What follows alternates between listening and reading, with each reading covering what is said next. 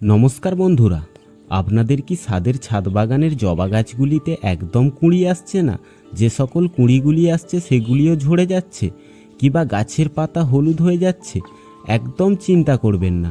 আজকে দেখাবো কোন ধরনের এই লিকুইড সার বানিয়ে জবা গাছে দিলে আপনাদের জবা গাছের কুঁড়ি ঝরা বন্ধ হবে, গাছের পাতা সবুজ হবে।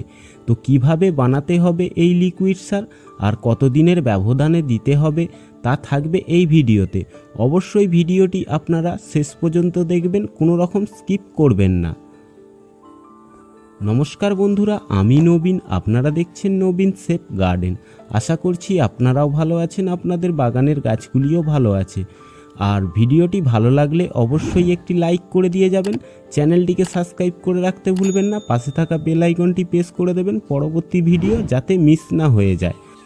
চলুন বেশি দেরি না করে দেখানো যাক যে লিকুইড সারটি কিভাবে বানাতে হবে। তো আমি লিকুইড সারটি বানানোর জন্য এখানে একটি পাত্রের মধ্যে হাফ লিটার মতো জল নিয়ে নিয়েছি। এর মধ্যে যে যে জিনিসগুলি মেশাতে হবে, যেমন আমি এখানে যে জিনিসটি ছোট ছোট কুঁচো করে কেটে নিয়েছি, এটা হলো অ্যালোভেরা। এই অ্যালোভেরা আমি একটি ডাল নিয়ে নিয়েছি, নিয়ে ছোট ছোট কুঁচো করে কেটে নিয়েছি। কেটে নিয়ে এই হাফ লিটার জলের মধ্যে মিশিয়ে দেব। এই অ্যালোভেরা কিন্তু রুট হরমোন হিসেবে খুব ভালো কাজ করে। আর এই সময় যদি অ্যালোভেরার জল জবা গাছের গোড়ায় দেওয়া যায়, তাতে কি হবে, জবা গাছের শেকড়ের প্রচুর পরিমাণে বৃদ্ধি হবে, গাছ দ্রুত বাড়বে, গাছ ঝাঁকড়া হবে। যত বেশি শেকড় বাড়বে তো গাছ তত বেশি ঝাঁকড়া হবে এই সময় দিলে।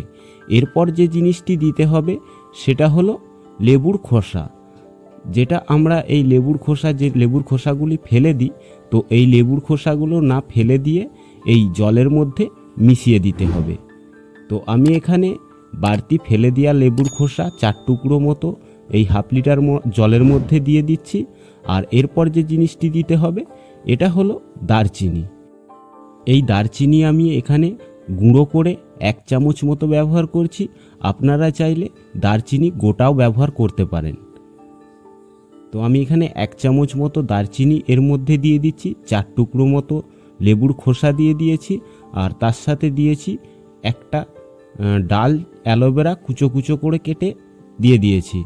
এই জিনিসটিকে 1 থেকে 2 দিন মতো একটি ছায়াযুক্ত জায়গায় রেখে দিতে হবে। রেখে দেওয়ার পর ব্যবহার করতে হবে। আমি এখানে 1 দিন মতো রেখেছিলাম, রেখে দেওয়ার পর এটিকে ব্যবহার করব। এরপর যেটা করতে হবে সেটা হলো আরও একটি পাত্রের মধ্যে হাফ লিটার মতো জল নিতে হবে। কেননা যে লিকুইডটি আগে হাফ লিটার জলের মধ্যে বানিয়ে রেখেছি ওটা কিন্তু ডাইরেক্ট গাছের গোড়ায় দেওয়া যাবে না। তো এর সাথে আরও হাফ লিটার মতো জল মেশাতে হবে।